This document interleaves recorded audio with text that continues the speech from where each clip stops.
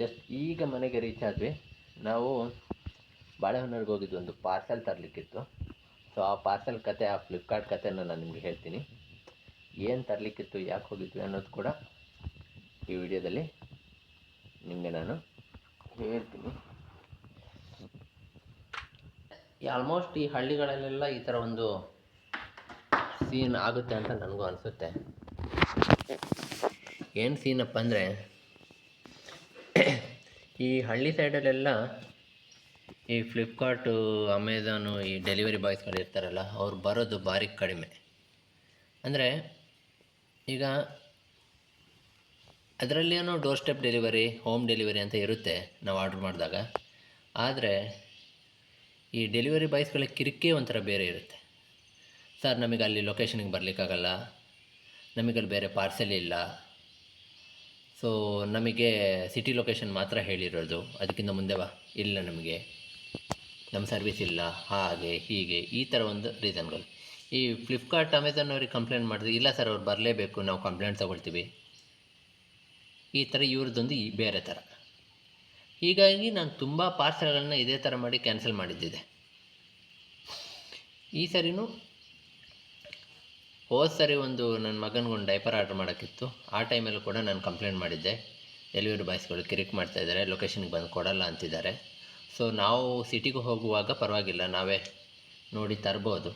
ಒಂದು ವೇಳೆ ಈ ಸಿಟಿಗೆ ಹೋಗ್ಲಿಕ್ಕೆ ಆಗಿಲ್ಲ ಅಂದಾಗಾದರೂ ಅವ್ರು ಬಂದು ತಂದುಕೊಡ್ಬೇಕಲ್ಲ ಅಂತ ನಾನು ಅವ್ರಿಗೆ ಕಂಪ್ಲೇಂಟ್ ಮಾಡಿದ್ದೆ. ಸರ್, ನಾವು ಕಂಪ್ಲೇಂಟ್ ರಿಜಿಸ್ಟರ್ ಮಾಡ್ಕೊಂಡಿದ್ದೀವಿ, ಬ್ಯಾಕಪ್ ಟೀಮ್ ಅವ್ರು ನಿಮಗೆ ಕಾಲ್ ಮಾಡ್ತಾರೆ, ನಿಮ್ಮ ಪ್ರಾಬ್ಲಮ್ ಸಾಲ್ವ್ ಆಗುತ್ತೆ ಅಂದರೆ ಬ್ಯಾಕಪ್ ಟೀಮ್ ಅವ್ರು ಕಾಲೇ ಮಾಡಲಿಲ್ಲ. ಅಮೆಝಾನ್ ಅವ್ರಿಗೆ ನಾನು ಏನು ಮಾಡ್ತಾಯಿದ್ದೇನೆ, ಅಮೆಝಾನ್ ಅವರು ಸ್ಟಾರ್ಟಿಂಗಲ್ಲಿ ತಂದು ಕೊಡ್ತಾಯಿದ್ರು, ಆಮೇಲೆ ಅವರು ಕೂಡ ಅದೇ ಥರ ಮಾಡಿದರು. ಸೊ ನನಗೆ ಅರ್ಜೆಂಟ್ ಪಾರ್ಸೆಲ್ ಬೇಕು ಅಂದಾಗ ನಾನು 50 ರೂಪಾಯಿ ಪೆಟ್ರೋಲಿಗೆ ಎಕ್ಸ್ಟ್ರಾ ಕೊಟ್ಟು ನಾನು ಅವ್ರನ್ನ ಕರಿತಾ ಇದ್ದೆ. ಹೀಗೆ ಈ ಸರಿನೂ ಈ ಪಾರ್ಸೆಲ್ ತರೋತ್ತಿಗೂ ಇದೇ ಅವಸ್ಥೆ ಆಯಿತು. ನಾನು ಕಂಪ್ಲೇಂಟ್ ಮಾಡಿದೆ. ಕಂಪ್ಲೇಂಟ್ ಮಾಡಿದ ಮೇಲೆ ಅಲ್ಲಿ ಹೋದಾಗ ಏನಾಯಿತು, ಈ ಪಾರ್ಸೆಲ್ ಏನಾಯಿತು, ಒಬ್ಬರು ನಂಬರ್ ನನಗೆ ಬಂತು ಫ್ಲಿಪ್ಕಾರ್ಟು ಕಡೆಯಿಂದನೇ. ಸೊ ಆ ನಂಬರ್ ಅವನಿಗೆ ಕಾಲ್ ಮಾಡಿದೆ, ಸರ್ ನನ್ನ ಹತ್ರ ನಿಮ್ಮ ಪಾರ್ಸೆಲ್ ಇಲ್ಲ, ಬೇರೆಯವ್ರ ಹತ್ರ ಇರಬೇಕು ಅಂದರು. ನನಗೆ ಪರಿಚಯ ಇರೋ ಫ್ಲಿಪ್ಕಾರ್ಟ್ ಇಕಾಮ್ ಎಕ್ಸ್ಪ್ರೆಸ್ ಅವನಿಗೆ ಫೋನ್ ಮಾಡಿದಾಗ ಅವನು ಹೇಳಿದ, ಸರ್ ನನ್ನ ಹತ್ರನೂ ಪಾರ್ಸೆಲ್ ಇಲ್ಲ. ಈ ಥರ ಒಂದಷ್ಟು ಆಮೇಲೆ ಇದ್ರ ಬಗ್ಗೆನೂ ಕಂಪ್ಲೇಂಟ್ ಮಾಡಿದೆ. ಇದೇನೋ ಮಿಸ್ಸಾಗಿ ಏನೋ ಆಗಿರಬೇಕು ಅಂತ ಅಂದ್ಕೊಂಡು ಇದ್ರ ಬಗ್ಗೆ ಜಸ್ಟ್ ಕಂಪ್ಲೇಂಟ್ ಮಾಡಿಬಿಟ್ಟೆ. ಆಮೇಲೆ ನೆಕ್ಸ್ಟ್ ಡೇ ಮತ್ತೆ ಮೆಸೇಜ್ ಬಂತು, ಪಾರ್ಸೆಲ್ ಇವತ್ತು ಬರುತ್ತೆ ಅಂತೇಳಿ. ನೆಕ್ಸ್ಟ್ ಡೇ ನಮಗೆ ಸಿಟಿಗೆ ಹೋಗ್ಲಿಕ್ಕಿತ್ತು, ನಾನು ತಂದೆ ಹೋಗಿ ಪಾರ್ಸೆಲ್ನ. ಸೊ ಆ ಕಂಪ್ಲೇಂಟು ಅಲ್ಲಿಗೆ ಇದಾಗುತ್ತೆ. ಆ ಕಂಪ್ಲೇಂಟ್ ಬಗ್ಗೆ ಯಾವ ಥರನೂ ಕರೆಕ್ಟಾಗಿ ಒಂದು ರೆಸ್ಪಾನ್ಸೇ ಇಲ್ಲ.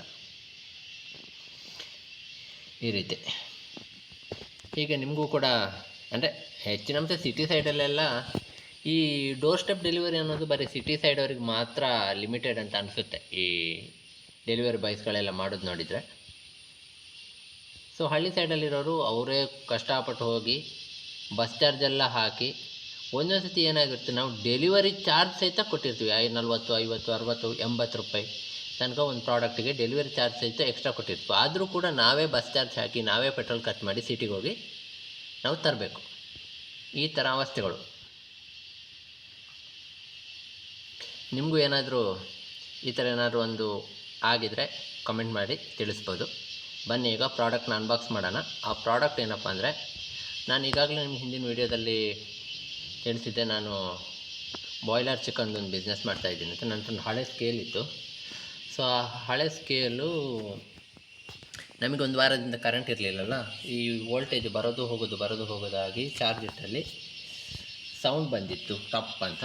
ಸೊ ಹಾಗೆ ಸೌಂಡ್ ಬಂದ ಮೇಲೆ ಅದು ಚಾರ್ಜ್ ಆಗ್ತಿಲ್ಲ, ಅಂದರೆ ವರ್ಕ್ ಆಗುತ್ತೆ ಬಟ್ ಚಾರ್ಜ್ ಆಗ್ತಿಲ್ಲ. ಅದು ಎಷ್ಟು ಟೈಮು ಚಾರ್ಜ್ ಇರುತ್ತೆ ಅಷ್ಟು ಟೈಮ್ ವರ್ಕ್ ಆಗುತ್ತೆ. ಆಮೇಲೆ ಮತ್ತೆ ನಂಗೆ ಹೊಸದೇ ಬೇಕಲ್ವ, ಸೊ ನಾನು ಹೊಸದೇ ತರೋ ಯೋಚನೆ ಮಾಡಿದೆ.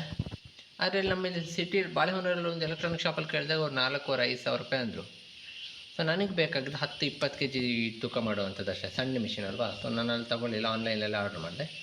ಆ್ಯಕ್ಟಿವ್ ಅಂತ ಅದರದ್ದು ಹೆಸರು. ಮಿಷಿನ್ ನಾನು ನಿಮ್ಗೆ ಅನ್ಬಾಕ್ಸ್ ಮಾಡಿ ತೋರಿಸ್ತೀನಿ. ಅನ್ಬಾಕ್ಸ್ ಮಾಡಿ ಅದು ಯಾವ ಥರ ಇದೆ ಏನಂತ ನೋಡೋಣ. ಬಾಕ್ಸ್ ಅನ್ಬಾಕ್ಸ್ ಆಗ್ತಾಯಿದೆ, ನೋಡೋಣ ಒಳಗೆ ಏನೇನು ಸಿಗುತ್ತೆ, ಮಿಷಿನ್ ಯಾವ ಥರ ಇದೆ ಅಂತ. ನನ್ನ ಹತ್ರ ಹಳೇದು ಮಿಷಿನ್ ಇತ್ತು ಒಂದೆಲ್ಲ 30 kg, ಅದು ಸ್ವಲ್ಪ ದೊಡ್ಡದಿದೆ ಮಿಷಿನು. ನೋಡೋಣ ಇದು ಯಾವ ಥರ ಇದೆ ಅಂತ. Actually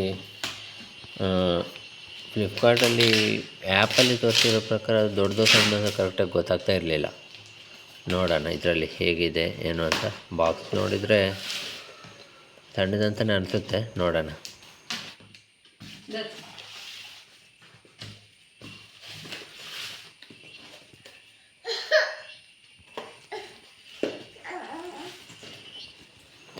user manual, guarantee card, 100 rupees cash back ಕೂಡ ಇದೆ. ಅದ್ರ ಬಗ್ಗೆ ಆಮೇಲೆ ನೋಡೋಣ. ಮೊದಲು ಮಿಷಿನ್ ಅನ್ಬಾಕ್ಸ್ ಆಗಲಿ. ಇದ್ರ ಬಗ್ಗೆ ಅಂದರೆ ಈ ಆ್ಯಕ್ಟಿವಾ ಮಿಷಿನ್ ಬಗ್ಗೆ, ವೇಯಿಂಗ್ ಮಿಷಿನ್ ಬಗ್ಗೆ ಒಂದು ತುಂಬ ಒಳ್ಳೆ ರಿವ್ಯೂಸ್ ಇತ್ತು. 4.5 ಸ್ಟಾರ್ಸ್ ಎಲ್ಲ ಕೊಟ್ಟಿದ್ದರು. ಮತ್ತು ರಿವ್ಯೂ ಕೂಡ ಚೆನ್ನಾಗಿತ್ತು. ಹಾಗಾಗಿನೇ ಇದನ್ನೇ ನಾವು ಆರ್ಡ್ರ್ ಮಾಡಿದ್ದು.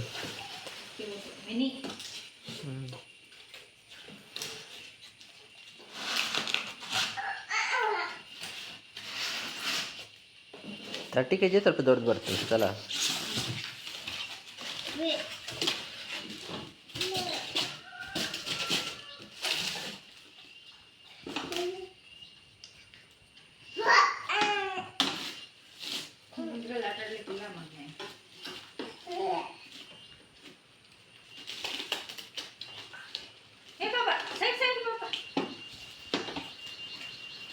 ಓ ಹಣ್ಣು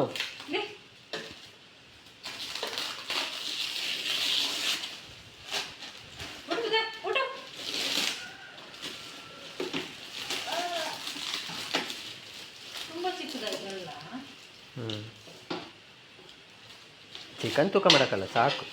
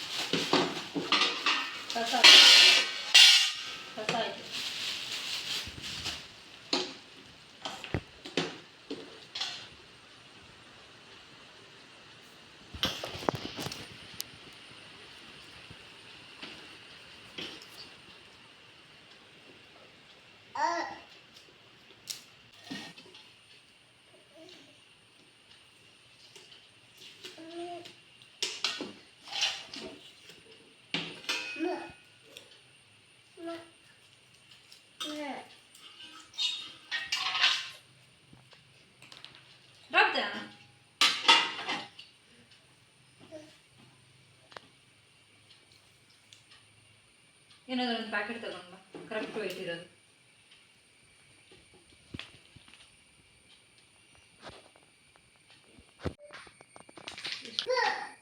$20.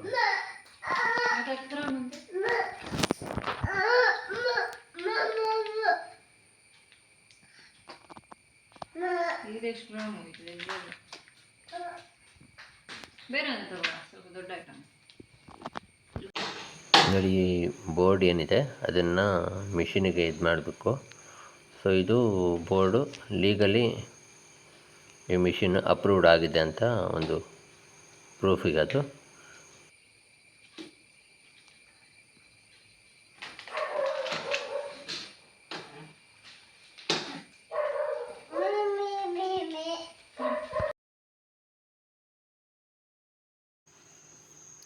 ಪುಷ್ಟಿ ಪೌಡರ್ನ ವೆಯ್ಟ್ ಚೆಕ್ ಮಾಡೋದ್ರ ಜೊತೆಗೆ ಇವತ್ತಿನ ಈ ಆ್ಯಕ್ಟಿವಾ ಮಿನಿ ವೇಯಿಂಗ್ ಮಿಷಿನ್ನ ಅನ್ಬಾಕ್ಸಿಂಗ್ ಮತ್ತು ರಿವ್ಯೂ ಇಲ್ಲಿಗೆ ಮುಕ್ತಾಯ ಆಗುತ್ತೆ.